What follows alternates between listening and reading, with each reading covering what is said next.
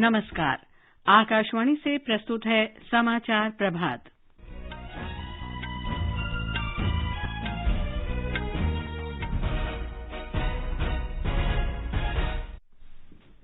वित्त मंत्री निर्मला सीतारामन ने कहा, सरकार देश में आर्थिक सुधार की गति जारी रखने के लिए और कदम उठाएगी।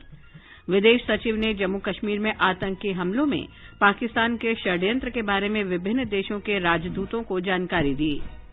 कोविड-19 से स्वस्थ होने की दर बढ़कर 93.68% हुई। हिमाचल प्रदेश में सभी शिक्षण संस्थान 31 दिसंबर तक बंद और बंगाल की खाड़ी में कम दबाव का क्षेत्र बनने के कारण तमिलनाडु के कई जिलों में तेज वर्षा।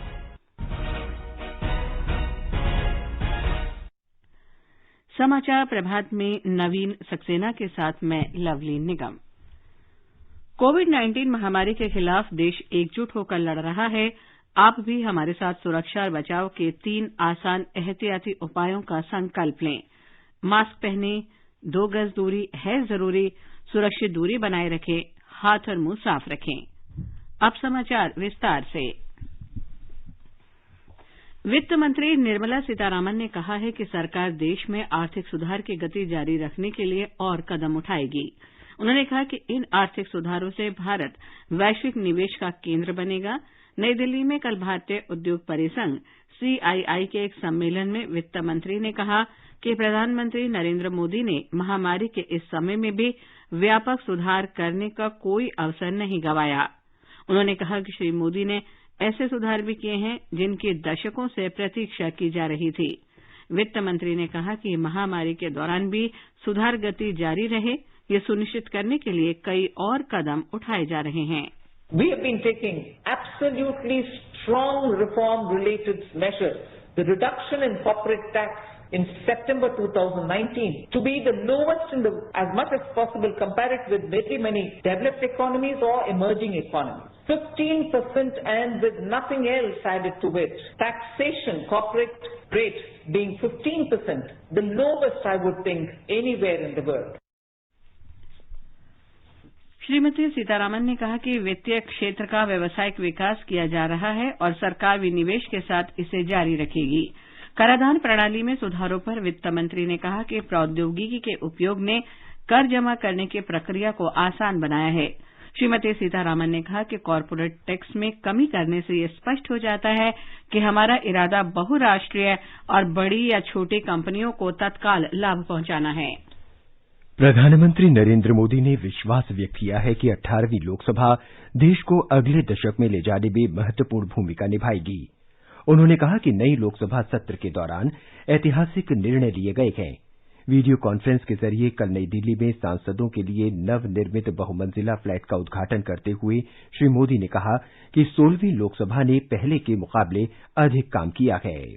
देश की संसद आज एक नए भारत के लिए कदम बढ़ा रही है, बहुत तेजी के साथ फैसले ले रही है।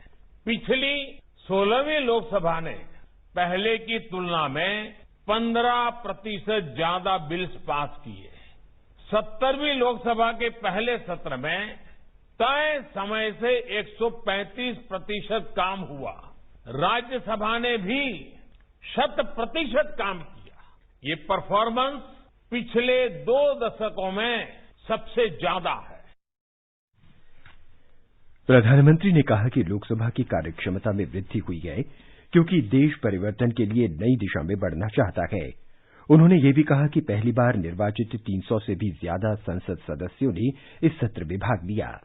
प्रधानमंत्री ने कहा कि सभी सांसदों ने संसद के कार्य निष्पादन और प्रक्रिया दोनों का ध्यान रखा, जिससे इस दिशा में नए मानक स्थापित हुए।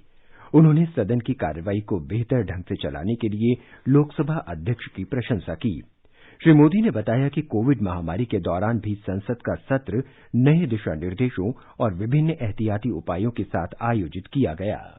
कोरोना काल में अनेक प्रकार की सावधानियों के बीच नई व्यवस्थाओं के साथ संसद का सत्र चला। पक्ष और विपक्ष के सभी साथियों ने एक एक पल का सदुपयोग किया। दोनों सदनों द्वारा बारी बारी से काम करना हो या फिर शनिवार और रविवार को भी कार्यवाही करना, हर किसी ने सहयोग किया, सभी दलों ने सहयोग किया।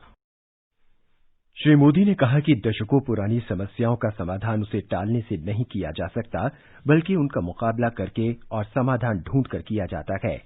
उन्होंने कहा कि राष्ट्रीय जनतांत्रिक गठबंधन एनडीए सरकार के कार्यकाल के दौरान शुरू किए गए कई भवनों के निर्माण का काम अपने निर्धारित समय से पहले ही पूरा किया जा रहा है। श्री मोदी ने कहा कि दिल्ली में ऐसी कई परियोजनाएं हैं जो कई वर्षों से लंबित हैं। उन्होंने बताया कि काफी लंबे इंतजार के बाद अंबेडकर इंटरनेशनल सेंटर का निर्माण एनडीए सरकार द्वारा किया गया। जब अटल बिहारी वाजपेयी जी की सरकार थी तो अटल जी के समय जिस अंबेडकर नेशनल मेमोरियल की चर्चा शुरू हुई थी, उसका निर्माण कितने साल लग गए। ये सरकार बनने के बाद ही इसका काम हुआ। 23 वर्षों के लंबे इंतजार के बाद डॉक्टर अंबेडकर इंटरनेशनल सेंटर का निर्माण इसी सरकार में हुआ। श्री मोदी ने कहा कि केंद्रीय सूचना आयोग के नए भवन और इंडिया गेट पर समर स्मारक का निर्माण भी एनडीए सरकार के कार्यकाल में किया गया। देश में दशकों से वॉर मेमोरियल की बात हो रही थी। हमारे देश के वीर जवान लंबे अरसे से इसकी आशा कर रहे थे, मांग कर रहे थे। देश के वीर शहीदों की स्मृति में इंडिया गेट के पास वॉर मेमोरियल का निर्माण भी, उसे करने का भी सौभाग्य हमारी सरकार को मिला। जम्मू कश्मीर के पुलिस महानिदेशक दिलबाग सिंह ने कहा कि सीमा सुरक्षा बल ने सांबा जिले में अंतर्राष्ट्रीय सीमा के पास 10 फुट गहरी सुरंग का पता लगाया है। माना जा रहा है कि 19 नवंबर को नगरोटा के बनटोला प्लाजा में मुठभेड़ में मारे गए जैश ए मोहम्मद के 4 आतंकी इसी सुरंग से आए थे। उन्होंने कहा कि अशांति फैलाने के लिए पाकिस्तान जैश ए मोहम्मद और लश्कर ए तैयबा के आतंकवादियों को भारत में भेजने के लिए नए नए हथकंडे अपना रहा है और युवाओं को भी इसमें शामिल किया जा रहा है। विदेश सचिव हर्षवर्धन श्रृंगला ने जम्मू के नगरोटा में सुनियोजित आतंकवादी हमले को लेकर विदेश मिशनों के प्रमुख के चुनिंदा समूह को कल जानकारी दी और आतंकवाद के खिलाफ लड़ाई सहित इस घटना से सुरक्षा और कूटनीतिक असर के बारे में भी बताया। सुरक्षा बलों ने 19 नवंबर को आतंकवादी हमले को नाकाम कर दिया था। सूत्रों ने बताया कि कोविड-19 हालात के मद्देनजर विदेश मंत्रालय ने पहली बार छोटे समूहों में कई जानकारियां दी। दूसरे अन्य सचिव भी अपने क्षेत्राधिकार में मिशन प्रमुखों को सूचित करेंगे। सूत्रों ने बताया कि संबंधित सूचनाएं अंतर्राष्ट्रीय समुदाय के साथ भी साझा की जाएगी। मिशन प्रमुखों को घटना के विस्तृत ब्यौरे उपलब्ध कराकर व्यापक सूचना मुहैया कराई गई। ये बताया गया कि आतंकवादियों से जो गोला बारूद बरामद हुआ, उससे पता चलता है कि इसका मूल स्रोत पाकिस्तान है। विदेशी मिशनों को जानकारी दी गई कि आतंकवादी किस तरह भारत में दाखिल होते हैं। इससे साफ पता चलता है कि सांबा सेक्टर में भूमिगत सुरंग के रास्ते खतरनाक मंसूबे बनाए गए। सूत्रों ने बताया कि पूर्व में ऐसी कई घटनाएं साझा की गईं जिनमें जैश ए मोहम्मद की मिलीभगत रही। व्यापक तस्वीर पर गौर करें तो स्पष्ट है कि आतंकवादी फरवरी 2019 कांड के बाद भारत में काफी बड़े आतंकी हमले की फिराक में है। ये सब जिला विकास परिषद के चुनाव में गड़बड़ी पहुंचाने की कोशिशों का हिस्सा है। 26/11 मुंबई आतंकी हमले की बरसी पर आतंकी हमले का उद्देश्य दुख की बात है। विदेशी प्रतिनिधियों को संवेदनशील बनाना है कि जम्मू कश्मीर में हालात बिगाड़ने की पाकिस्तान की लगातार कोशिशों को लेकर भारत की चिंता गंभीर है, क्योंकि जम्मू कश्मीर के स्थानीय चुनाव और लोकतंत्र के ताने बाने को छिन्न भिन्न करने की ये पाकिस्तानी साजिश है। विदेश मंत्री डॉक्टर सुब्रह्मण्यम जयशंकर आज से बहरीन, संयुक्त अरब अमारात और सेशल्स की यात्रा पर जाएंगे। 6 दिन की यात्रा के दौरान श्री जयशंकर इन देशों के विदेश मंत्रियों और शीर्ष नेतृत्व से भी मुलाकात करेंगे। विदेश मंत्री के रूप में डॉक्टर जयशंकर का ये पहला दौरा है। एक रिपोर्ट। डॉक्टर जयशंकर सरकार और भारत की जनता की ओर से बहरीन के दिवंगत प्रधानमंत्री खलीफा बिन अल खलीफा की मृत्यु पर संवेदना व्यक्त करेंगे। अल खलीफा का 11 नवंबर को निधन हो गया था। डॉक्टर जयशंकर द्विपक्षीय मुद्दों के अलावा क्षेत्रीय और परस्पर हित के अंतर्राष्ट्रीय मुद्दों पर भी बातचीत करेंगे। दोनों देशों के बीच उड़ानों का संचालन एयर बबल प्रबंध के तहत होता है। डॉक्टर जयशंकर 25 और 26 नवंबर को संयुक्त अरब अमारात दौरे पर होंगे। उनका अपने समकक्ष शेख अब्दुल्ला अब्दुल्ला बिन जायद अल नहयान से भी मुलाकात का कार्यक्रम है। दोनों नेता भारत और अमारात के बेहतरीन सहयोग को नई दिशा देंगे। इसके तहत कई क्षेत्रीय और अंतर्राष्ट्रीय मुद्दों पर व्यापक सामरिक भागीदारी और विचारों का आदान प्रदान होगा। अपनी यात्रा के अंतिम चरण में डॉक्टर जयशंकर 27 नवंबर को सेशल्स पहुंचेंगे। वे नवनिर्वाचित सेशल्स के राष्ट्रपति वावेल रामकलावन से मुलाकात कर प्रधानमंत्री नरेंद्र मोदी की शुभकामनाएं देंगे। इस दौरान भारत सेशल्स आपसी रिश्तों को और मजबूत करने के लिए नई सरकार की प्राथमिकताओं और तौर तरीकों पर बातचीत करेंगे। इस दौरान विदेश मंत्री सेशल्स के नवनियुक्त विदेश और पर्यटन मंत्री सिल्वेस्टर राडेगोंडे के साथ परस्पर सलाह मशविरा भी करेंगे। समाचार कक्ष से मोहम्मद जुबैर। विदेश सचिव हर्षवर्धन श्रृंगला 26 नवंबर को 2 दिन के दौरे पर नेपाल जाएंगे। कार्यभार ग्रहण करने के बाद उनका नेपाल का ये पहला दौरा है। दोनों देशों के बीच नियमित उच्च स्तरीय वार्ता के लिए ये दौरा हो रहा है। इस दौरान विदेश सचिव अपने समकक्ष सहित अन्य नेपाली नेताओं से बातचीत करेंगे और दोनों देशों के बीच द्विपक्षीय संबंधों पर विस्तार से चर्चा करेंगे। दोनों देशों के बीच द्विपक्षीय संबंधों को और मजबूत बनाने के अवसर के रूप में इस दौरे को देखा जा रहा है। देश में 85 लाख से अधिक कोविड रोगियों के ठीक होने के साथ ही स्वस्थ होने की दर 93.68% हो गई है। अब तक 85,62,000 रोगी स्वस्थ हुए हैं, जो संक्रमित लोगों की संख्या से लगभग 20 गुना अधिक हैं। पिछले 24 घंटे के दौरान 41,000 से अधिक रोगी ठीक हुए हैं और लगभग 44,000 नए रोगियों की पुष्टि की गई। इस समय देश में संक्रमितों की संख्या 5% से भी कम है।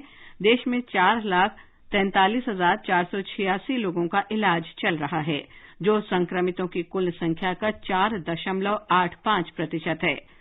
स्वास्थ्य मंत्रालय ने कहा है कि 26 राज्यों और केंद्र शासित प्रदेशों में संक्रमण के 20,000 से भी कम मामले हैं।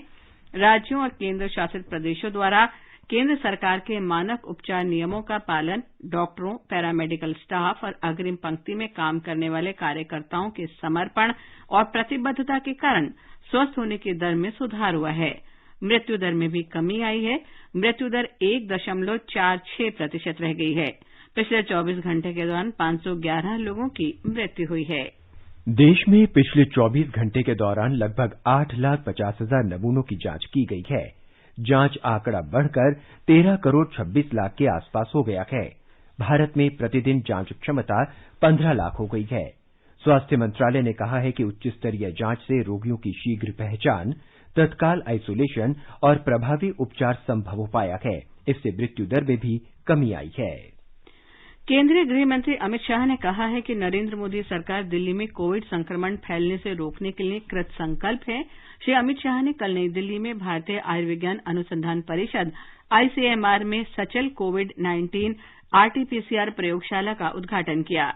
इसे स्पाइस हेल्थ और आईसीएमआर ने संयुक्त रूप से विकसित किया है। कोविड जांच के लिए परिषद की ऐसी और प्रयोगशालाएं स्थापित करने की योजना है, जिनसे कोविड संक्रमण जांच की क्षमता को बढ़ाने में मदद मिलेगी। इस अवसर पर स्वास्थ्य मंत्री डॉक्टर हर्षवर्धन भी उपस्थित थे। एक रिपोर्ट। इस प्रयोगशाला में आम लोगों को मुफ्त जांच की सुविधा मिलेगी। ये पहल कोरोना जांच को सस्ता और आम लोगों तक पहुंच की दिशा में एक कदम है। 6 से 8 घंटे के भीतर जांच रिपोर्ट मिल जाएगी। गृह मंत्रालय ने कहा है कि स्पाइस हेल्थ ने आईसीएमआर के साथ एक समझौता ज्ञापन पर हस्ताक्षर किए हैं, जिसके अंतर्गत पूरे देश में जांच सुविधा और नमूने इकट्ठा करने के लिए केंद्र स्थापित किए जाएंगे। शुरुआत में पहली जांच सुविधा दिल्ली में स्थापित की गई है। आने वाले दिनों में ऐसी और प्रयोगशालाएं राष्ट्रीय राजधानी के विभिन्न क्षेत्रों में स्थापित की जाएंगी। पहले चरण में 10 प्रयोगशालाएं स्थापित करने की योजना है। शुरुआत में प्रत्येक प्रयोगशाला में प्रतिदिन 1000 नमूनों की जांच की जा सकेगी। बाद में हर प्रयोगशाला में जांच की संख्या को धीरे धीरे बढ़ाकर 3000 तक कर दिया जाएगा। मुकेश कुमार, आकाशवाणी समाचार, दिल्ली। आगे बढ़ने से पहले एक नजर मुख्य समाचारों पर। वित्त मंत्री निर्मला सीतारामन ने कहा, सरकार देश में आर्थिक सुधार की गति जारी रखने के लिए और कदम उठाएगी। विदेश सचिव ने जम्मू कश्मीर में आतंकी हमलों में पाकिस्तान के षड्यंत्र के बारे में विभिन्न देशों के राजदूतों को जानकारी दी। कोविड-19 से स्वस्थ होने की दर बढ़कर 93.68% हुई।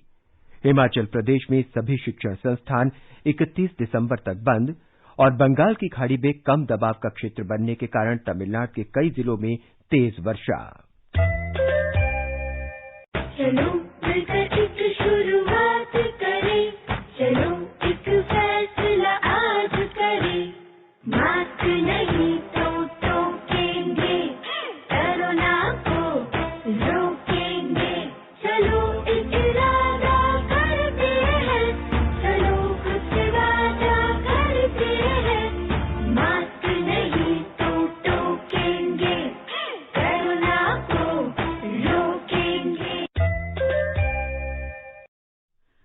देश के कई राज्यों में कोरोना संक्रमण की बढ़ती संख्या को देखते हुए बिहार में 15 दिन के लिए हाई अलर्ट जारी किया गया है।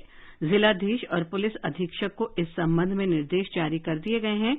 ये फैसला राज्य के मुख्य सचिव दीपक कुमार के नेतृत्व में आयोजित आपदा प्रबंधन ग्रुप की बैठक में लिया गया।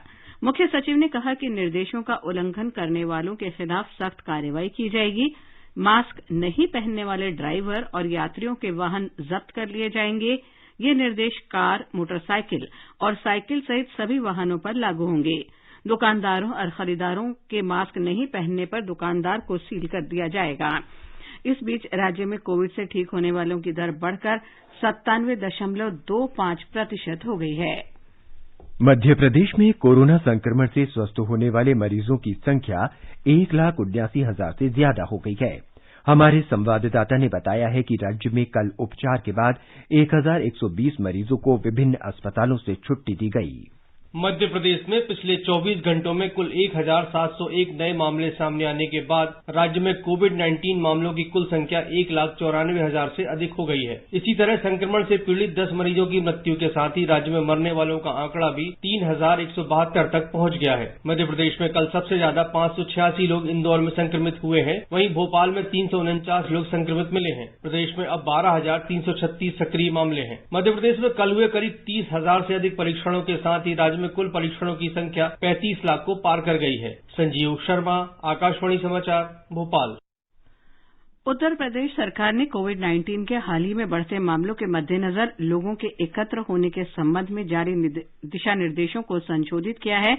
हमारे संवाददाता ने बताया कि नए दिशा निर्देशों के अनुसार राज्य सरकार ने शादी समारोह स्थल पर 100 लोगों तक की संख्या सीमित कर दी है। 15 अक्टूबर को राज्य सरकार ने शादियों में कोविड प्रोटोकॉल का पूरी तरीके से पालन करते हुए 200 मेहमानों के शामिल होने की इजाजत दी थी, लेकिन अब कंटेनमेंट जोन के बाहर किसी समारोह में एक समय में 100 से ज्यादा लोग हिस्सा नहीं ले पाएंगे। नए दिशा निर्देशों के मुताबिक खुली जगह पर होने वाले समारोह में जगह की क्षमता का सिर्फ 40% ही इस्तेमाल किया जा सकेगा। इसके साथ ही स्थानीय प्रशासन को सैनिटाइजेशन, थर्मल स्क्रीनिंग और सामाजिक दूरी के कड़ाई से पालन को सुनिश्चित कराए जाने के निर्देश दिए गए हैं। हाल ही में राज्य में और खासतौर पर राष्ट्रीय राजधानी क्षेत्र से सटे पश्चिमी जिलों में कोविड संक्रमण के मामलों में आई तेजी को देखते हुए ये फैसला लिया गया है। इन जिलों में कोविड संक्रमण के मामले लगातार बढ़ रहे हैं, हालांकि अन्य जिलों में ये संख्या अभी कम है। राज्य में इस समय 23,776 कोरोना वायरस के सक्रिय मामले हैं, जिसमें लखनऊ में सबसे ज्यादा संक्रमित मरीज हैं। उसके बाद मेरठ, गाजियाबाद और गौतम बुद्ध नगर का स्थान है। सुशील चंद्र तिवारी, आकाशवाणी समाचार, लखनऊ। हिमाचल प्रदेश में कोविड संक्रमण के बढ़ते मामलों को देखते हुए राज्य सरकार ने सभी शिक्षण संस्थानों को 31 दिसंबर तक बंद रखने का फैसला किया है। हमारे संवाददाता ने बताया है कि सरकार ने 4 जिलों में रात का कर्फ्यू लगाने का भी फैसला किया है। राज्य मंत्रिमंडल ने प्रदेश में कोविड-19 की स्थिति को देखते हुए निर्णय लिया है कि विद्यार्थियों के लिए सभी सरकारी विद्यालय और महाविद्यालय 31 दिसंबर 2020 तक बंद रहेंगे। हालांकि इस 26 नवंबर से ऑनलाइन कक्षाएं शुरू की जाएंगी। अध्यापकों को आगामी 31 दिसंबर तक घर से शिक्षण कार्य जारी रखने को कहा गया है। वहीं उच्च विद्यालयों, वरिष्ठ माध्यमिक विद्यालयों और महाविद्यालयों के कार्यालय 26 नवम्बर से कार्यशील होंगे। प्रधानाचार्य आवश्यकता के अनुसार संकाय के सदस्यों को बुलाने के लिए स्वतंत्र होंगे। कैबिनेट की बैठक में निर्णय लिया गया कि शीतकाल में बंद रहने वाले शिक्षण संस्थान 1 जनवरी से 12 फरवरी 2021 तक बंद रहेंगे। हालांकि शीतकाल के दौरान ऑनलाइन माध्यम से अध्ययन कार्य जारी रहेगा। मंत्रिमंडल ने निर्णय लिया है कि खुले स्थानों पर सभी सामाजिक, राजनीतिक, सांस्कृतिक और खेल आदि समारोह में सामाजिक दूरी के नियमों की अनुपालना के साथ केवल 200 लोग शामिल हो सकेंगे। वहीं दूसरी ओर प्रदेश में सभी बसें आगामी 15 दिसंबर तक केवल 50% सवारियों के साथ चलाई जाएगी। मंत्रिमंडल ने कोविड-19 महामारी के दृष्टिगत तृतीय और चतुर्थ श्रेणी के सरकारी कर्मचारियों की उपस्थिति 50% तक प्रतिबंधित करने का निर्णय भी लिया है। संजीव सुंदरियाल, आकाशवाणी समाचार, शिमला। महाराष्ट्र सरकार ने राज्य में विमान, रेल मार्ग और सड़क मार्ग से प्रवेश करने वाले लोगों के लिए 25 नवंबर से नए दिशा निर्देश जारी किए हैं। जारी आदेश के अनुसार दिल्ली, राजस्थान, गुजरात और गोवा से राज्य में प्रवेश करने वाले सभी यात्रियों को कोविड नेगेटिव प्रमाण पत्र देना होगा। एक रिपोर्ट।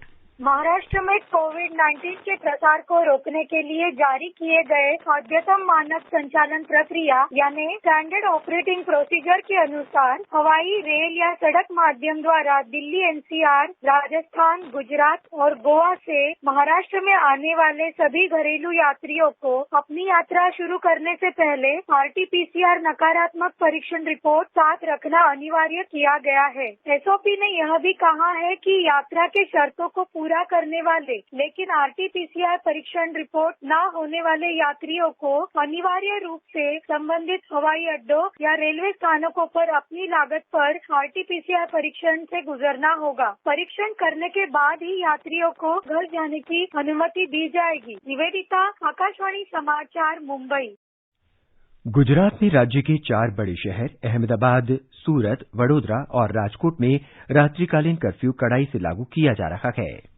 गुजरात में कोविड-19 संक्रमण के अब तक 1,98,899 मामले सामने आ चुके हैं। इसमें से 1,81,187 मरीज ठीक हो चुके हैं। संक्रमण के सबसे अधिक 344 नए मामले कल अहमदाबाद में दर्ज हुए। राज्य में इस वक्त 13,836 सक्रिय मामले हैं, जिसमें से 89 मरीजों को वेंटिलेटर पर रखा गया है। कल 17 मरीजों की मृत्यु के साथ राज्य में कोविड-19 से जान गंवाने वाले मरीजों की संख्या 3,876 हो गई है। इस बीच राज्य सरकार ने जहां कर्फ्यू लागू है, ऐसी जगहों पर कर्फ्यू के दौरान शादी के समारोह के आयोजन पर प्रतिबंध लगा दिया है। राज्य सरकार द्वारा जारी नए आदेश के अनुसार अब शादी के समारोह में 100 से ज्यादा लोग शामिल नहीं हो सकेंगे, जबकि अंत्येष्टि के दौरान 50 से अधिक लोग शामिल नहीं हो पाएंगे। योगेश पंड्या, आकाशवाणी समाचार, अहमदाबाद।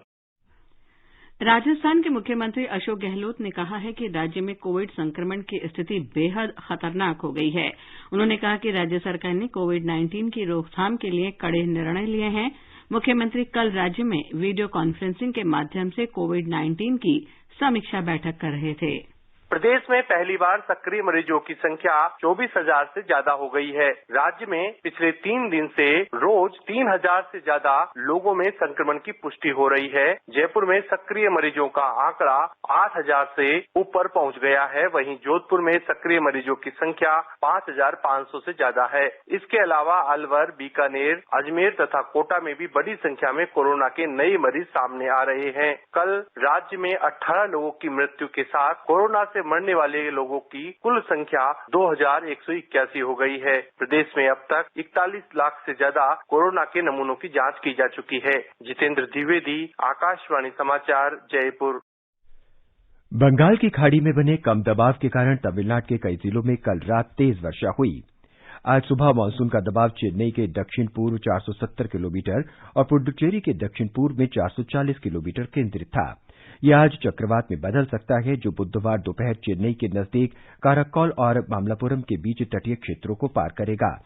इस दौरान चक्रवाती हवाएं 100 से 110 किलोमीटर प्रति घंटे की रफ्तार से चलेंगी। मौसम विभाग के अनुसार एक बार चक्रवाती तूफान में बदलने के साथ ही तूफान शक्तिशाली होगा, जिसे निवर का नाम दिया जाएगा। हमारे संवाददाता ने बताया है कि समुद्र में मछुआरों को न जाने की सलाह दी गई है। तमिलनाडु के मुख्यमंत्री एडप्पाडी पळनिस्वामी चक्रवात निवर को देखते हुए समीक्षा बैठक की। कल शाम चेन्नई में हुई बैठक में मंत्रिमंडल के सहयोगी और वरिष्ठ अधिकारी शामिल थे। एसपीआती कटम्स के रूप में आज डेल्टा जिले और चंगलपट्टू विழுப்புरम में बस सेवाएं स्थगित हैं। दक्षिण रेलवे ने चक्रवात के संभावित मार्ग पर रेलगाड़ियों का संचालन पहले ही स्थगित कर दिया है। लोगों से कहा गया है कि वे तूफान खत्म होने से पहले अपने वाहनों से यात्रा करने से बचें। सभी बड़े जल क्षेत्रों पर लगातार नजर रखी जा रही है। दूरसंचार सेवा प्रदाताओं से बेरोक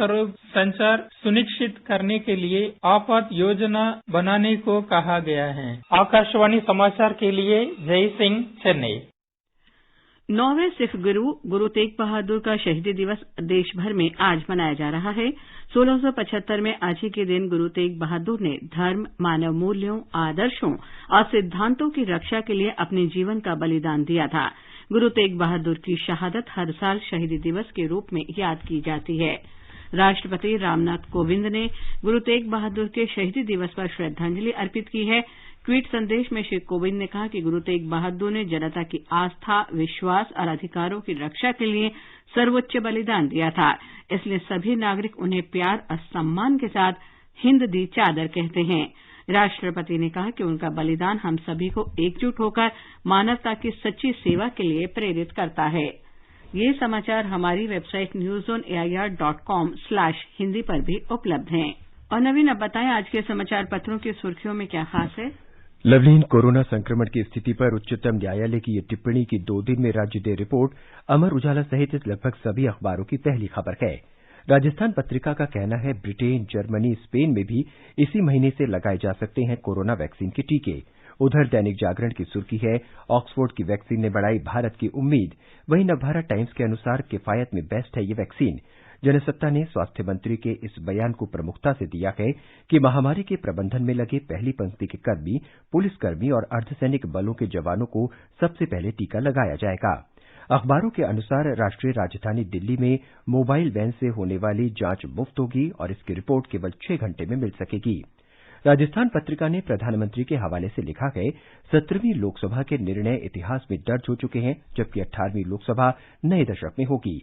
दैनिक भास्कर ने प्रधानमंत्री के इस बयान से कहा है वर्षों से अधूरे कई प्रोजेक्ट का निर्माण अब हो रहा है। प्रधानमंत्री नरेंद्र मोदी का ये कहना 2014 से 2029 तक की अवधि युवा लोकतंत्र के लिए महत्वपूर्ण पंजाब केसरी सहित लगभग सभी अखबारों में है। हिंदुस्तान ने वित्त मंत्री निर्मला सीतारामन के इन शब्दों को प्रमुखता से दिया है बड़े स्तर पर सुधार के और कदम उठाए जाएंगे। पत्र आगे लिखता है वित्त मंत्री ने कहा सरकार भारत को निवेश का केंद्र बनाने की दिशा में कदम उठा रही है। राष्ट्रीय सहारा की सुर्खी है निवेश पर हॉटस्पॉट्स बन सकता है भारत, इसके लिए अवसरों का लाभ उठाने की जरूरत है। दैनिक भास्कर ने शब्दकोश निशब्द शीर्षक से दिया है वर्ड ऑफ द ईयर नहीं चुन पाई, ऑक्सफोर्ड की डिक्शनरी। प्रकाशक ने कहा कोरोना काल में शब्द भी खौफ में रखे। राष्ट्रीय सहारा ने शिक्षा मंत्री के इस बयान को दिया है वर्ल्ड बुक ऑफ रिकॉर्ड्स में शामिल हुई अटल अकादमी। दैनिक ट्रिब्यून लिखता है कश्मीर घाटी में मौसम की पहली बर्फबारी को सचित्र दिया है। जनसत्ता कहता है शिमला और मसूरी में भी ज्यादा ठंड दिल्ली में। और अंत में मुख्य समाचार एक बार फिर। वित्त मंत्री निर्मला सीतारामन ने कहा सरकार देश में आर्थिक सुधार की गति जारी रखने के लिए और कदम उठाएगी। विदेश सचिव ने जम्मू कश्मीर में आतंकी हमलों में पाकिस्तान के षड्यंत्र के बारे में विभिन्न देशों के राजदूतों को जानकारी दी। कोविड-19 से स्वस्थ होने की दर बढ़कर 93.68% हुई। हिमाचल प्रदेश में सभी शिक्षण संस्थान 31 दिसंबर तक बंद। और बंगाल की खाड़ी में कम दबाव का क्षेत्र बनने के कारण तमिलनाडु के कई जिलों में तेज वर्षा। इसके साथ ही समाचार प्रभात का ये अंक समाप्त हुआ। नमस्कार।